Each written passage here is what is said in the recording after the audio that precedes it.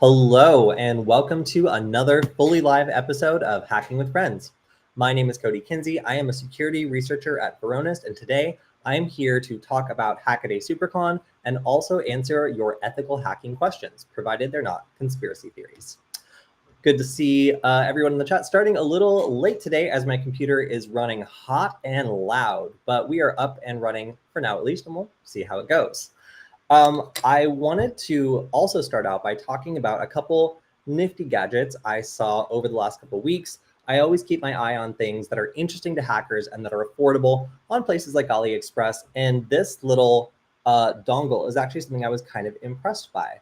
So this is an infrared adapter. It comes with an application that lets you pair, or not pair, but select different types of remotes. And it's basically the Flipper IR feature where you can interact with any infrared remote control that you have the codes to, but this time just using your phone. So, sometimes my Flipper isn't charged, or I just want to be able to turn something down or turn something off. Maybe I lose my remote control at home. And this little dongle is certainly a lot cheaper than a Flipper. And while it's not as performative, it's not going to reach out as far. It is pretty handy, I have to say.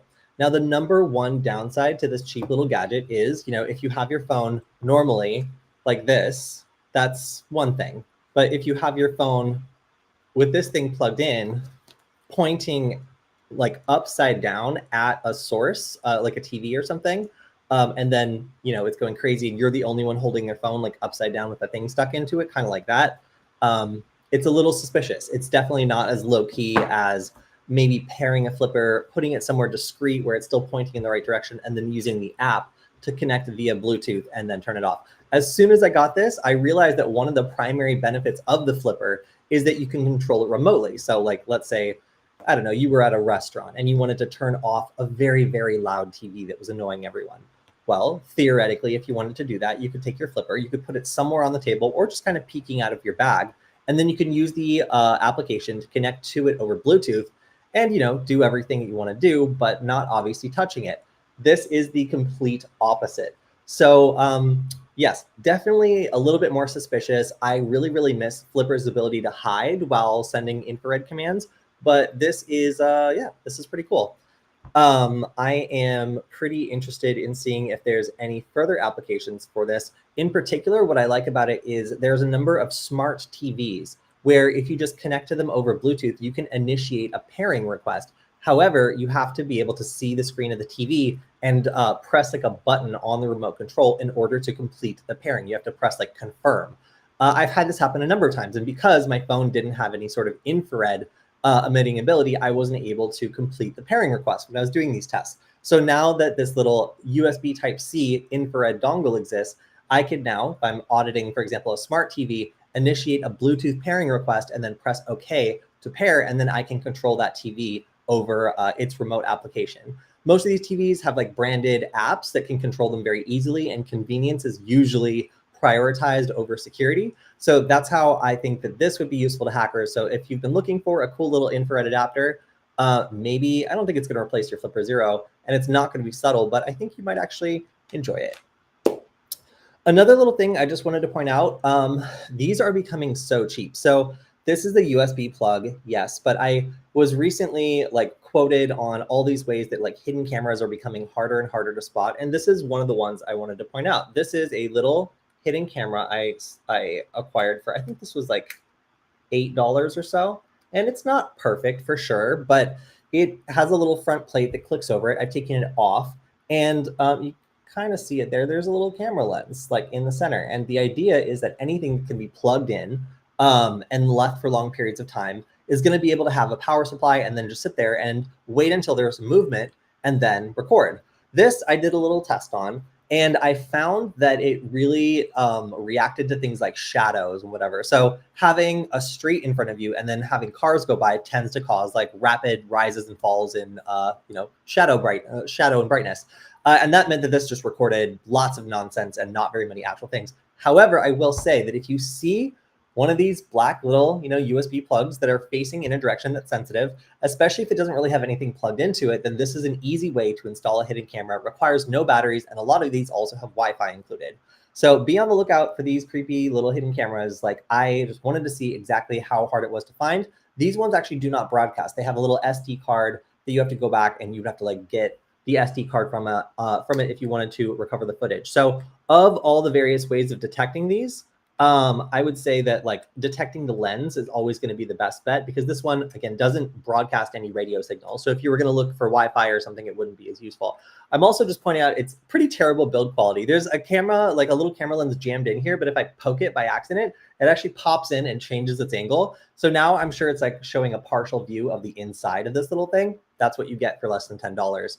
But you should be aware that anything that's plugged in continuously in like a space like an Airbnb or a hotel or whatever that's facing a sensitive area should be examined for camera lenses. If there's none, then you're good to go. But if there is a little hole cut in this like glass spherical lens right there, like you should be aware that these are getting really cheap. So after I was interviewed the last time for talking about detecting hidden cameras, and I was, again, mostly focusing on like the Wi-Fi aspect of it, I just wanted to go out and see like what the actual cost of these hidden cameras are. So about $10. And some of these, again, do not broadcast any radio signal. So even though I think I did a pretty good interview on how you can detect these if they're broadcasting radio, these ones are not. So you'll have to go back to the old-fashioned way of looking for lens reflections, which is actually surprisingly.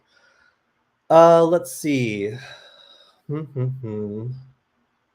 Okay, here's a question, and I'm going to try to understand it because I'm a little sleepy today. Question, if I want to brute force some password, but making it more fun to do so and more functional, are there any ideas or tools we can use to build a circuit hardware that brute forces the password? That's actually a really interesting project. Typically, you're going to use like a GPU or something to do that sort of cracking, and making your own GPU sounds hard, but making your own GPU rig might not be as hard. So this would be probably like a GPU hacking project where you're tying together some GPUs or maybe some like even some CPUs that have been like left over from other projects or that happen to be particularly cheap and making it so you can do that cracking on your own. Nowadays, you're in pretty stiff competition with really cheap cloud computing, and a lot of hacking stuff is just a matter of harnessing some of these cheap cloud compute assets and using them to run through. So I'm not going to say like Google Cloud Shell, but certainly some free online tools that are capable of spinning up a pretty powerful computer are capable of doing this sort of password cracking if asked to do it in the right way. So getting access to free cloud resources is typically like a little faster to do nowadays than gathering or scavenging some hardware and like putting together a password cracker, but it's not impossible. And in fact, it sounds like a pretty cool project. All right, so speaking of cool projects, oh man, there's a lot of stuff to go through. So let's start talking about the Supercon in the entire conference. So lots to talk about there. I'm going to start before I get too ahead of myself by talking about the meetup that we did. So at Supercon, I created a mesh network, part of the Meshtastic network, but this one was just called like the Supercon network. And it was a channel for attendees to discuss things and also to attend our Meshtastic meetup at Null Space Labs. So I set a number of Meshtastic nodes up, and I don't think I have any pictures of them, but I basically provided Meshtastic access to the conference attendees and like put out announcements about the meetup. After a while, a bunch of people ended up coming to our meetup at Null Space Labs. We had several people from SoCal Mesh, which was really cool. SoCal Mesh is the local Meshtastic network in Los Angeles, and it's quite well developed. It has a lot of repeaters and has very, very good access. So we got to just talk to people about Meshtastic, adversarial attacks, and how by setting their settings maliciously or setting their settings very, very wrong, they could actually create sinkholes in a local area where messages could not get out. And they could also degrade the quality of the service by basically setting their hop limit very, very high or having devices that are forwarding packets but are in a really, really terrible area. So it was cool to talk a little bit about the offensive side of Meshtastic. And that was probably one of my favorite, I guess, just wins from that conference, was getting people together to talk about mesh networking and encryption and also how you could attack all the stuff that we were building. It was a super cool discussion. So if anybody from that meetup is here on the stream, thank you for coming. It was a really fun night, and I should have ordered more pizza. All right, so that aside from organizing the meetup, I also was working on getting my SAOs, or simple add-ons, up and running. So at the conference, this was my badge, and I'm going to turn it on. And it's so bright. It's so incredibly bright. But I've got two 3D printed QR codes, and those 3D printed QR codes are actually illuminated by these ultraviolet LEDs, or ultraviolet LEDs. So they are charging this. So when I turn it off, the QR codes glow really brightly. And then over here, I just have a green Mr. Yuck. So let me turn this off so you can see him a little better. I really like Mr. Yuck. I am constantly told that he is like a highly regionally specific character, and he is a poison control symbol that was supposed to teach children which objects would cause them to be sick if they ate it. You can also see that this tongue is actually UV reactive. So a person came and helped us out with a little bit of paint. And actually, it was the creator of the jumperless breadboard, came over and gave us a little bit of UV paint right on Mr. Yuck's tongue. So when it's hit with UV light, it really, really glows. The other thing that's cool is Mr. Yuck is made out of the same glow-in-the-dark 3D printed plastic that the QR codes are. So yeah, not only does Mr. Yuck and the tongue all glow together, but when you take the light off, it continues to glow. Highly reactive to UV light, and the back of it is just a couple wires.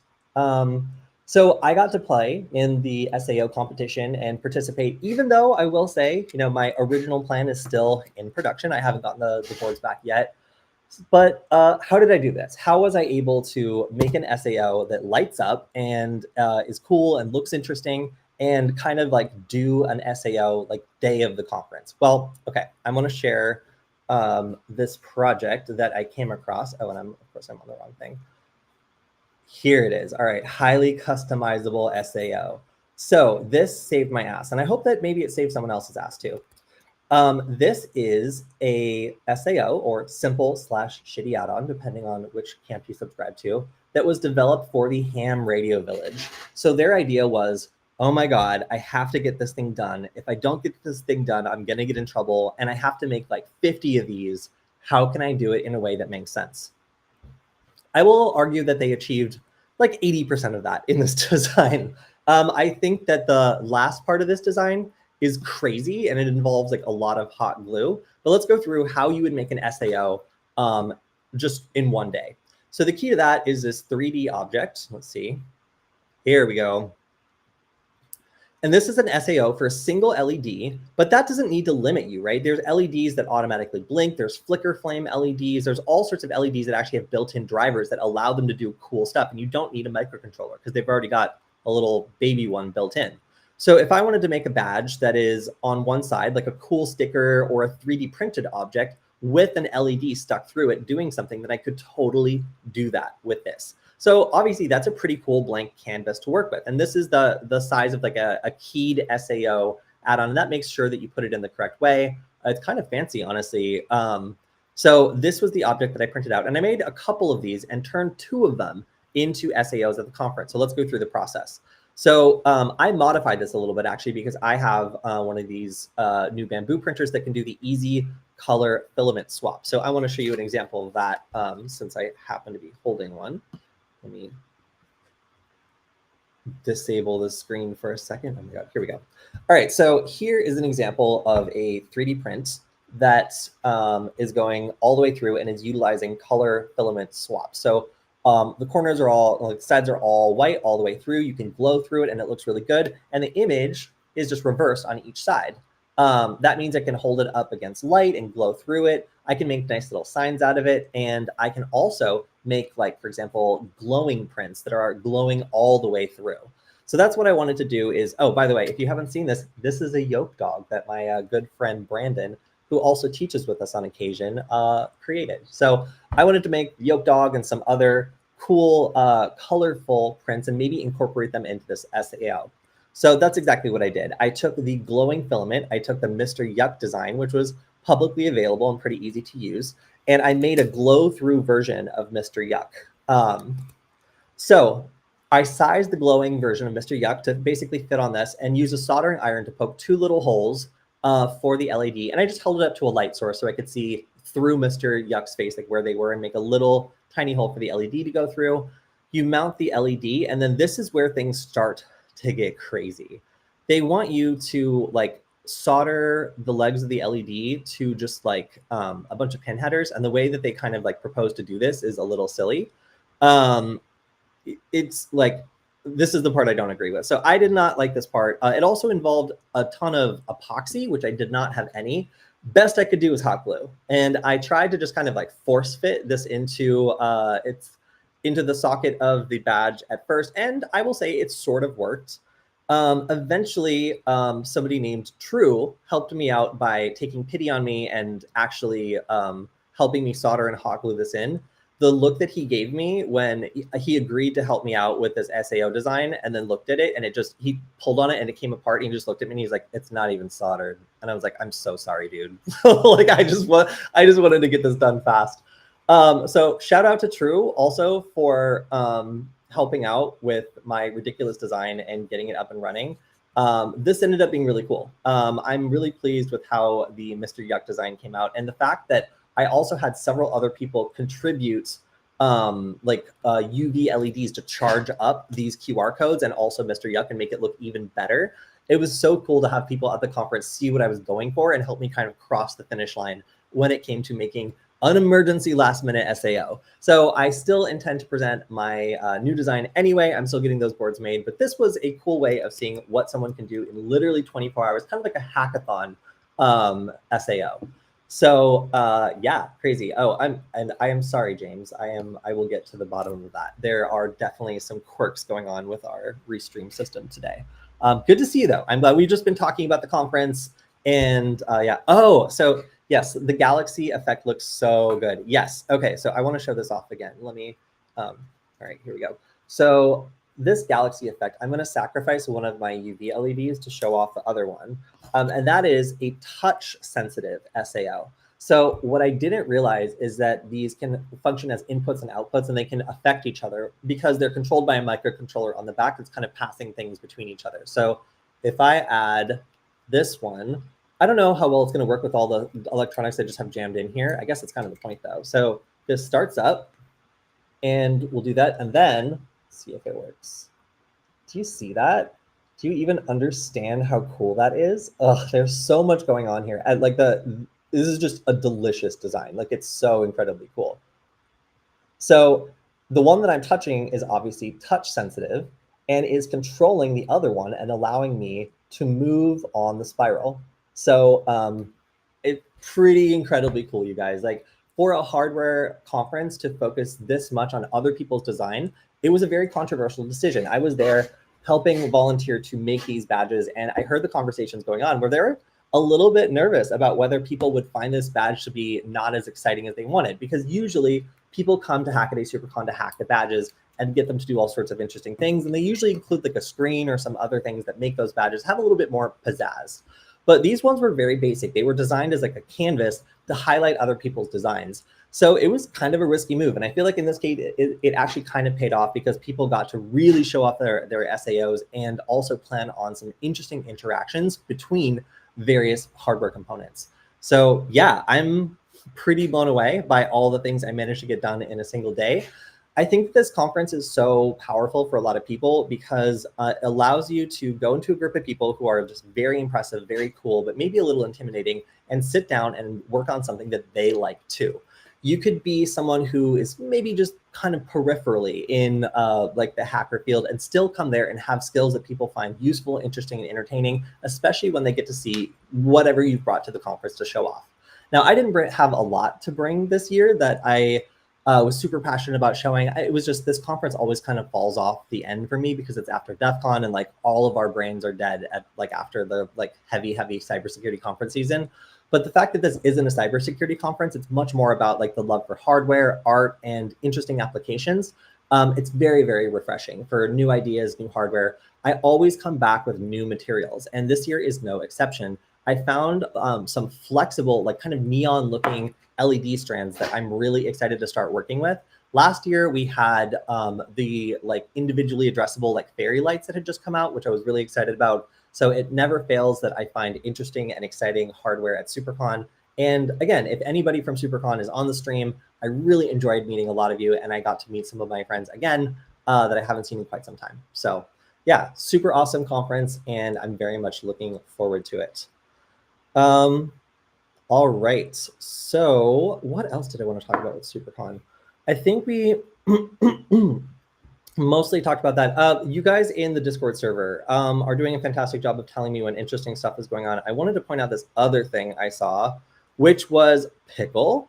So, okay, I want to talk about the concept for this, and thank you for sharing it. I think this was SAQ that shared it. Somebody in our Discord shared it, and it was let your AI clone lip sync in video calls. So these people are all really busy, and but they have jobs. So the goal here is that like this lady who's like running, or this person who's like, you know, working out or whatever, is able to be on camera, like looking very official, like in an outfit of their choosing, with a background of their choosing, completely lip synced, while this person is just like jogging. So you could, in theory, you could be talking to someone who is like in the bath, fully nude, and you would never know because their AI avatar would just look like this. Do I believe that this is going to work and that it's going to look good and convincing? I don't know. And how much does it cost to actually try? Well, it's one of those tech startups where the sticker shock is a little high, and then it looks like it's not going to be that much money, and then when you actually try to pay for it, it actually is. So we have a bunch of mumbo jumbo. I don't know what this means. Like I don't know these other people, and I don't know how they perform. It's also kind of funny to see the limitations on it. So let's see, if we wanted to get started, what would this be like? Oh, only $24 a month? That's great. I could totally afford that. Guess what though? It's per year, and you can only pay per. Oh wait, can you pay per month? There we go. Okay, there we go. All right. So now we have basic plan, standard. It's more if we want to do per month, but if we want one personalized clone, 15 hours of time generation usage, and all video platform, we can get started. Okay, do we want to do it? Do we want to do it? All right, for $30, if you guys want to see me attempt to start doing the stream as just an AI avatar, at least for one, and you can tell me how convincing it is, I'm really interested in this technology. Obviously, if this is convincing enough, you might be getting fished by a service like this. And it's important to know whether or not like this kind of service is actually viable. So I just want to like shout out everyone for telling me about Pickle Inc. If you've seen this before and you think it's great, then let me know. I will try it. I think it'd be fun. But I haven't actually, they're kind of light on demos in terms of like on their main page. Like I don't really, I don't know. I haven't seen like a lot of demos of their stuff. So I am interested in these like AI cloning things. They seem extremely creepy, a little concerning, and also I don't know, like kind of cool, maybe. I think that if it was just like something absolutely wild that was my avatar, that would be even more fun. But we'll see what I can get away with in in the wild new field of digital catfishing when services like this are just available for $30. Oh yeah, okay. Thank you for fessing up. You were just so active in our Discord community that sometimes I just falsely attribute accomplishments to you, which is probably a good thing. Let's see. All right. So on top of that, I wanted to show off some of the things I really enjoyed from Supercon. So I'm gonna have to reshare this. Give me 1 second. So Supercon ended up having some projects that were pretty unforgettable. I think one of my favorites might have been this capybara. It was so cute, and I think we got some good footage of how it works. All right, this video looks like the correct one. All right, so everybody loves a capybara. In this case, there was a guy who got together some plastic, and this plastic is called bone white, and it's something that I have never found a great use for. I bought a spool of this forever ago, and I was like, oh, it looks so cool. It was also very cheap. And it's just been sitting there. I really haven't gotten too much on. So this person 3D printed a capybara head in this bone white and realized that it also looks like kind of old school, like Bakelite plastic, like the kind that used to be on like old PCs. So this capybara head can be worn. And when it's worn, if you boop this pumpkin on top of its head, it will print out a photo of what it sees. So this is a camera, and it also has googly eyes that are magnetic and can be swapped out. I have never seen anything like this. So for one, 3D printed googly eyes making an appearance. Like I've never encountered that. The fact that they exist is news to me. And I really think that this design was probably one of the cutest things I've seen in a while. as somebody who's also taken it full send with a costume that restricts your visibility, I will say that wearing this thing must have been absolutely awful. So kudos to the creator of this for not only like committing to the bit and wearing it for a significant amount of the conference, but also enduring like attending one of the most visually stimulating conferences in the world with like slitted forward vision through a couple of holes. I have to say, like, I was fascinated by everything I was seeing, and not being able to see it because I was busy doing a capybara bit would probably be a step beyond my level of discipline. So as you can see, when you boop this, it it thermal prints a little picture of what it sees. And it was cool to see some of the actual like process of this like working and like, I don't know. I just thought that as a wearable, as something that got people's attention, it was interactive, it was adorable, and it also had like a retro kind of throwback look and used material in a way I hadn't seen before. Of everything at Supercon, I think that honestly, this might have been one of my all-time favorite things. So I actually got to do a brief interview with this creator, and I will be putting it out in a video later. It was such a cool opportunity to be able to talk to someone who made a project like this and find out all the pieces that made it work. So if you want to see more about this, stay tuned for some cutout videos that will include some features. Let's see. Oh, okay. So James says about the pickle AI video, a bunch of people were using this for court, like the guy that used Zoom for his court case while driving. The court was for driving without a license, which he still didn't have. Yeah, I think I often see those like virtual like Zoom appearances on court where people are like doing something that they shouldn't be doing if they were in a courtroom. And then the judge gets very, very mad. So a service that like makes you look presentable in front of the judge might not legally be super sound, but it might end up being something that people use and need. Who knows? All right. So I wanted to answer a couple questions on the YouTube channel. One of them I just wanted to do a little bit of a redirect. So let me share this screen again. So I go through the comments all the time, and they're fine. Yeah, I love all of you. You do you have some wonderful thoughts to share. One thing I have to say is everybody is going crazy, and by everybody I mean like not that many people, but still enough that it's causing a lot of comments to this Internet Archive under attack. Why do people think this is the government? Basically, like the Internet Archive went down and like then came back up, and it doesn't seem like any data is missing. It was like a data breach. Like people like stole data about the people who were like uploading, maintaining, and using the Internet Archive. But there's like a conspiracy theory going around that this is an attempt to like erase history in preparation for, I don't know. All I'll say is that based on my knowledge of the story, there has been no evidence that data has been deleted or surgically removed or anything. It does appear to be a data breach and then a denial of service attack. These don't even appear to necessarily be related. So while it was a bad time for the Internet Archive and people feel very passionately about that, I think most hackers do. I'll just redirect a little and say, like, at the moment, there's no indication that not only it was a conspiracy by the government or that there was even any data deleted. Does not seem like that was the intention of the attack. It was more intended to take the information from the archive rather than insert or delete. Yeah, there's a lot there. Have you tried debugging in ESP32C3? I understand they have built-in JTAG debugging, so you can single step and set break points in Platform IO.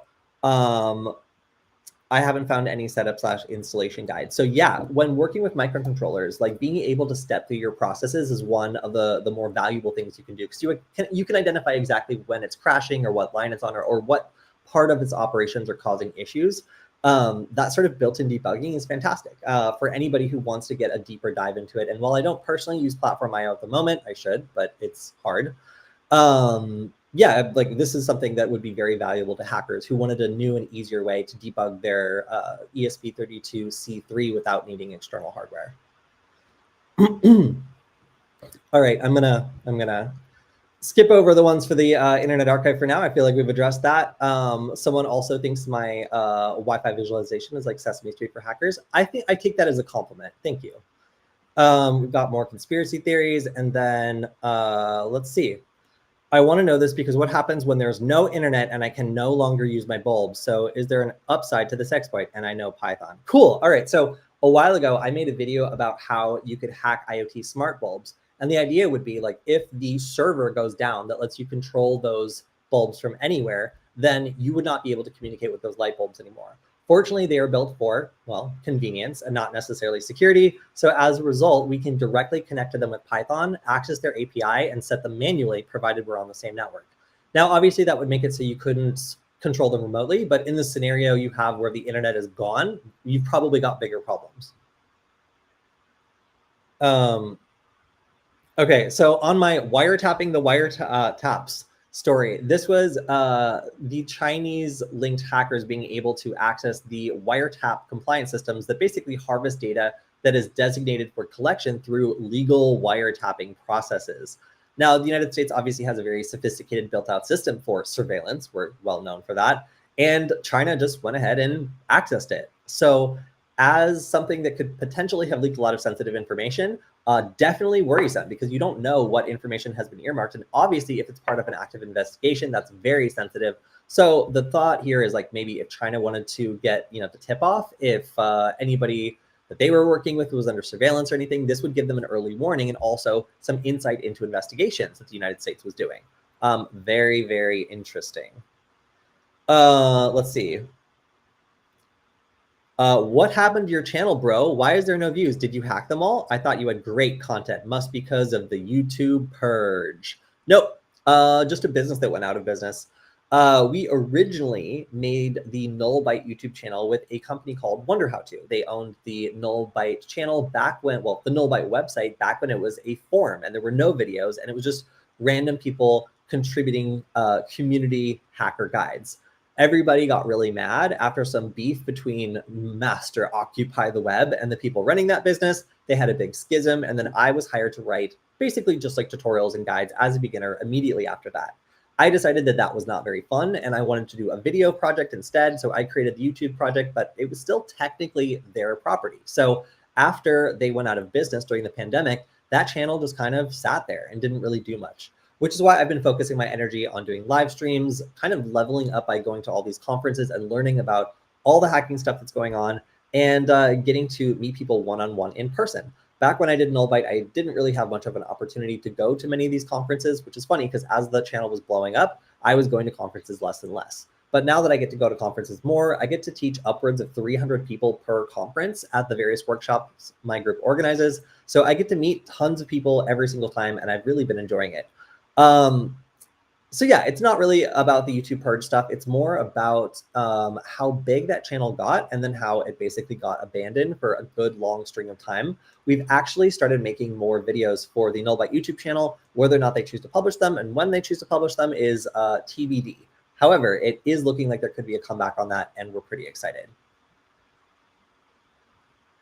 Wow, this is a comment on a much older video, but it's still worth a read. All right, so this video was talking about signals intelligence with Kismet, and Kismet is still a great tool for signals intelligence, mostly because it has some detection built in that allows you to spot some like kind of basic malicious behavior. So I remember having Kismet plugged in and then having it just light up like a Christmas tree because I'd forgotten and left my Wi-Fi pineapple plugged in elsewhere in the house. So all the suspicious behavior it was doing was immediately flagged by Kismet and caused me a lot of concern and anxiety until I was able to actually track down what it was. So this is a suggestion for putting together a war driving tablet. And I really like that concept. I love war driving. It's a lot of fun. But this looks like it is it is kind of an extensive build. I would love to see what type of build you end up creating, because for me, I've been kind of downgrading to like microcontrollers as much as possible, either using that or like a Raspberry Pi to organize the collection and upload process, as it really doesn't need a tremendous amount of power. But I am interested in a tablet build. So if you do end up making one, please, I'm super interested. Although I don't have a lot of advice on this because my builds are quite different.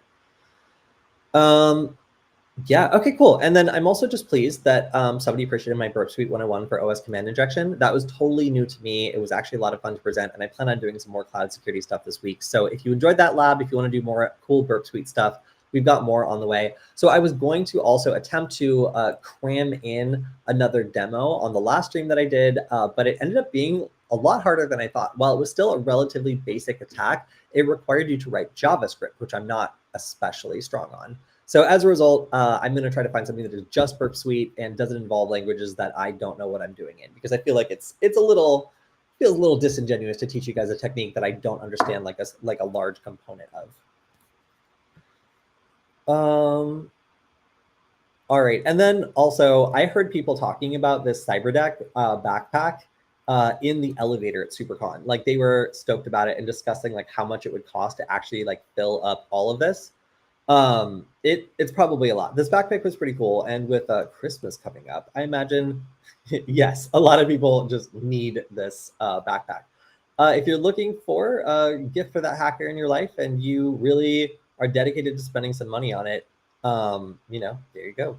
Also, I found that a lot of people were pretty upset about this Kaspersky story where the company just deleted itself but didn't leave. It just installed a friend, some random antivirus owned by a company called Pongo Inc. or something like that, that replaced Kaspersky and often switched out the VPN as well, which is obviously a startling thing to find.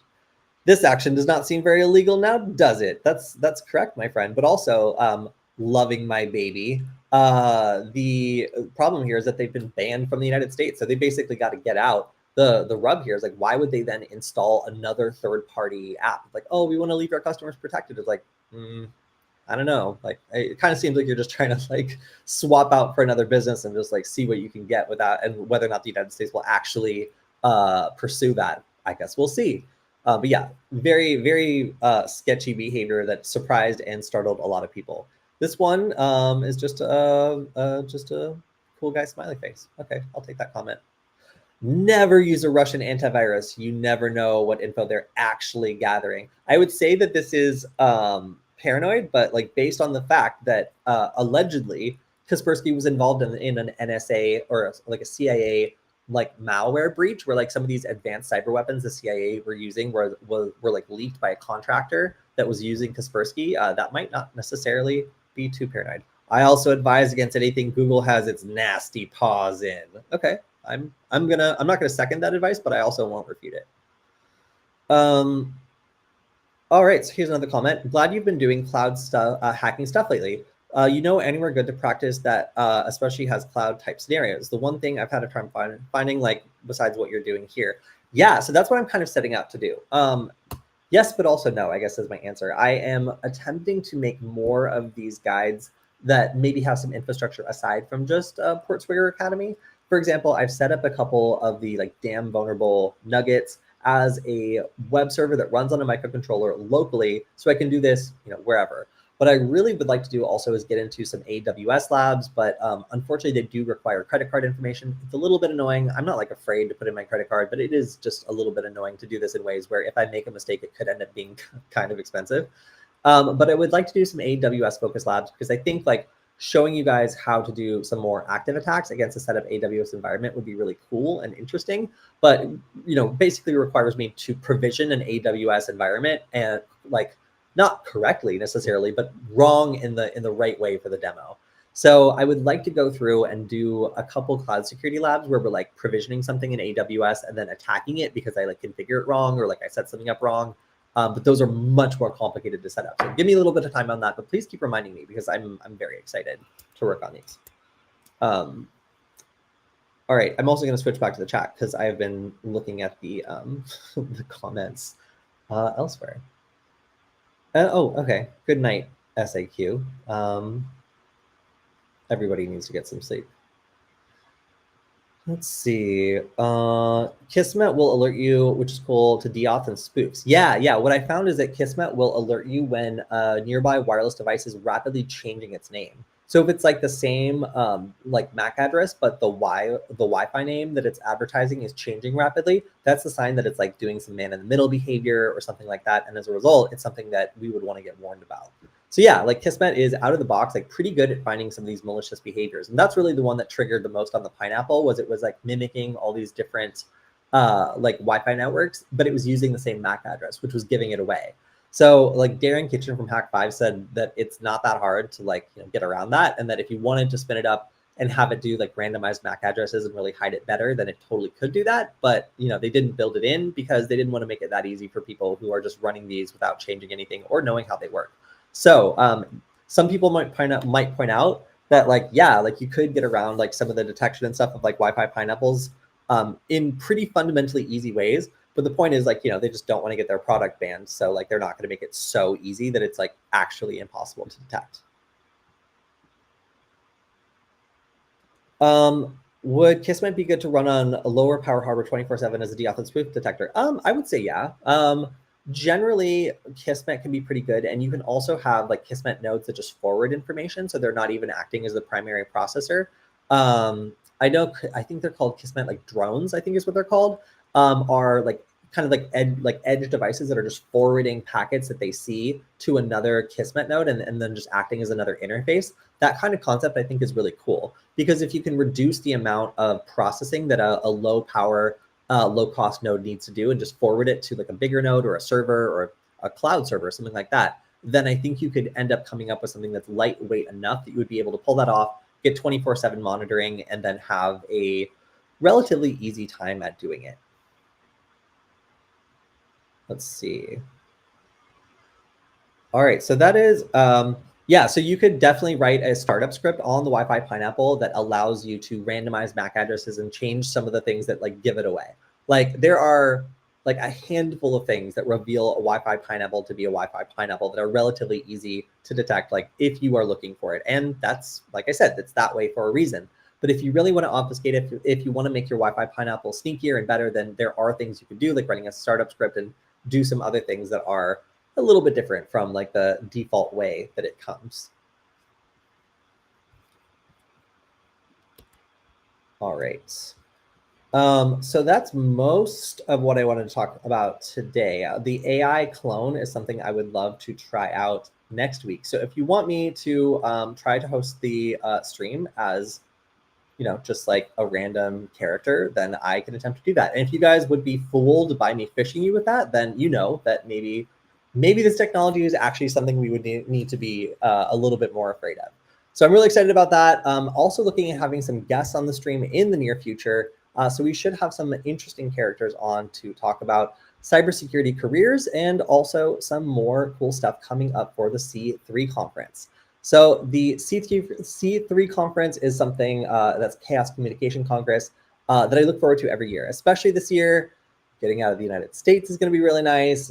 Spending some time with a bunch of European hackers is going to be great. It's really something that we have gotten bigger and bigger every year, and this year will be no exception. We're going to be bringing more people than we brought before, and we're going to have even more classes, workshops, and talks.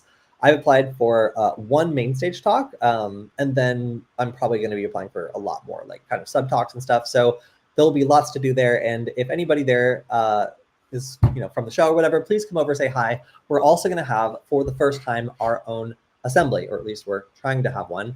That means we will have our own physical space to come by, hack, hang out with us, and that is new. We've never done that in Europe before. We just got started doing that in the United States this year, so that's going to be pretty incredible. And I don't know, I think that I like C3 even a little bit more than DEF CON, with the exception of the incredibly long flight. It is a really nice trip. It is a lot of cool and interesting people. And frankly, like it's just as beautiful as Supercon in terms of like blinky stuff and art and like a lot of people who are outside the cybersecurity community coming together to like augment hacker culture and create a more diverse community of people with various skills. So I love to see that. It's going to be a great melting pot of ideas. And again, I get wonderful ideas from most conferences I've been to. At C3, is actually the origin of my Pusheen lights. So the little cute Pursheens, which are a legally distinct cat character that looks very similar to Pusheen. These little cat lamps have been a big hit, and I saw a bunch of them kind of all chained together on a random display at C3 last year. So this year we've taught like, we've sold hundreds of Pursheens and then done lots and lots of workshops with them. It was really cool to see an idea and then kind of bring it back and grow it and improve on it and add things to it. So that's exactly what I'm going to be doing this year. So if you're going to C3, please let me know. We're going to be doing lots more than we've ever done before. And again, it's one of my favorite hacker conferences, if not my favorite hacker conference that I get to attend. Could I host the show as Killian with his permission, of course? That is a brilliant and fantastic idea. I think I will do that. So Killian, has been a little busy lately. So if I was just like myself and then like a pre-recorded version of myself as Killian, that might be an interesting stream.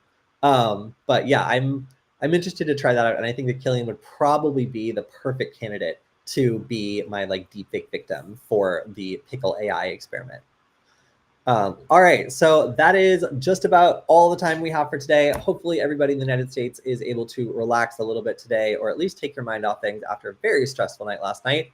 I was walking around downtown Los Angeles at like 2 or 3 in the morning, and I heard a loud, low horn and spotted a burning trash can. And that's when I knew things had been decided. So yeah, hopefully everyone is able to de-stress a little bit and enjoy the rest of the week. I will see everybody on Friday for the news stream, of which I'm sure there will be a lot.